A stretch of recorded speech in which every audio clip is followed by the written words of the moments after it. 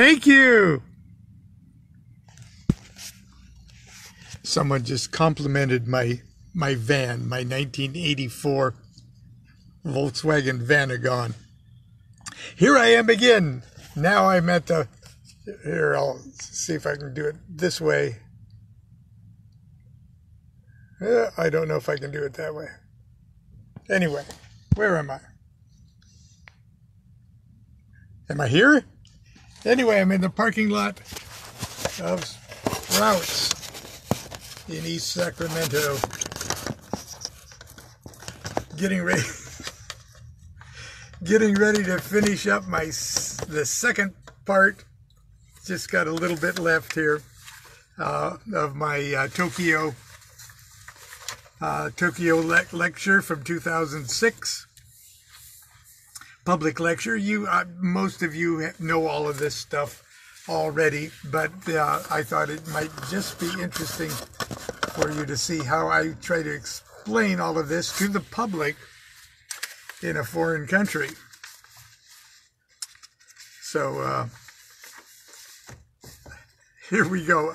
I left off with talking about the most important magical thing in New Aeon Magic is the knowledge and conversation of the Holy Guardian Angel. So that's where we are here. But these are just exercises to attune the magician for the most important magical operation he or she can accomplish. Crowley called this great magical goal knowledge and conversation of one's Holy Guardian Angel. I know the term may sound odd to many of you, but it is a universal spiritual experience that is called many different things in many different cultures and religions. The Holy Guardian Angel is really a level of consciousness that each of us is capable of achieving. It is a level of consciousness represented on the Kabbalistic tree of life by the 5th level from the bottom and the 6th level from the top. There we got our 5 = 6. Get it? Okay. Until we reach this level of consciousness, until we unite with our own Holy Guardian Angel, we are in essence spiritually asleep, like an enchanted princess in a fairy tale. The Holy Guardian Angel is like the prince in the fairy tale who wakes us up with a kiss. Oh, I got my sunglasses on here, excuse me. I guess you could say that the first big goal of every magician should have is to get that wake-up kiss from the Holy Guardian Angel. Crowley's other magical order is the OTO, Ordo Templi Orientis. The OTO is different than the AA, although many OTO members are AA members or are doing AA work as part of their personal magical studies. OTO stands for Ordo Templi Orientis, Order of the Oriental Templars. Crowley didn't create the OTO. The order started as a German Masonic body that eventually grew into a magical society that joined Eastern magical concepts and techniques to those of Western occultism. Crowley became part of the OTO in 1910, and in 1912 was appointed National Grand Master General, 10th degree of OTO, for Great Britain and Ireland. Crowley eventually took control of the OTO and hoped it would always serve as an organization that would not only initiate and instruct magicians in the particular magic of the OTO, but one that would help him spread the New Aeon message throughout the world. After Crowley's death in 1947, his successor as head of the order, Mr. Carl Germer, chose to focus on publishing projects, and for over 20 years, new members. After Germer's death, Grady McMurtry, one of the few surviving members and the only one with authorization from Crowley to lead the OTO, started initiating again, and I was one of the first few new initiates. When I was initiated in 1975, the order had dwindled to 6 people. Today, there are over 3,000 members in 24 countries. Now, this was like 15 years ago. Those numbers are different now. The OTO is very different than the AA.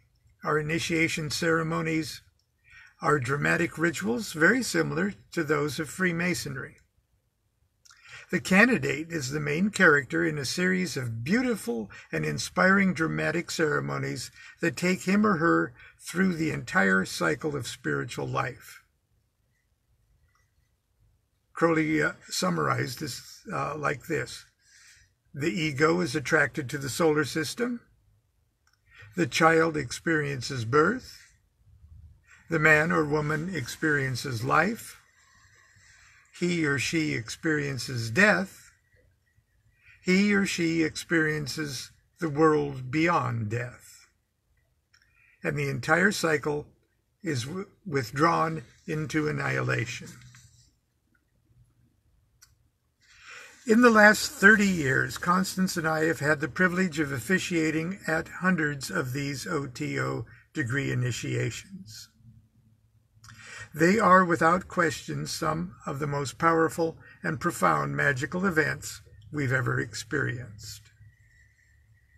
Ironically, the most powerful and most important magical ceremony is the one that is open to the public. It is the Gnostic Mass. The law of Thelema is the magical formula of the Aeon, and so it is for everyone on earth. But as fascinating as the study of Thelemic magic may be for many people, the fact remains that most people in the world will never be attracted to the theories and techniques of Western ceremonial magic. However, this doesn't have to exclude them from embracing the law of Thelema or applying the formulae of the new Aeon to their lives. The Gnostic Mass is a stunningly beautiful ritual in which a priestess and a priest enact the secret of creation. In a very real way, the Gnostic Mass is an actual celebration of the supreme magical secret of the OTO. Like the Roman Catholic or Orthodox Mass of the Aeon of Osiris, the Gnostic Mass also serves to bring the Thelemic community together to affirm a common creed and provide an opportunity for all to participate directly in the magical formula of the new Aeon. If you've never seen a Gnostic Mass, I strongly urge you to do so. I think it's one of Aleister Crowley's most beautiful and important gifts to humanity. Now, our hosts have suggested I set aside some time for questions and answers, so I'll try to answer some questions if I can. And that's how I ended my 2006 public lecture in Tokyo, March 25th, 2006. And it took 3 tries and a Facebook crash, and I've got little messages that even today's talk has been a little shaky.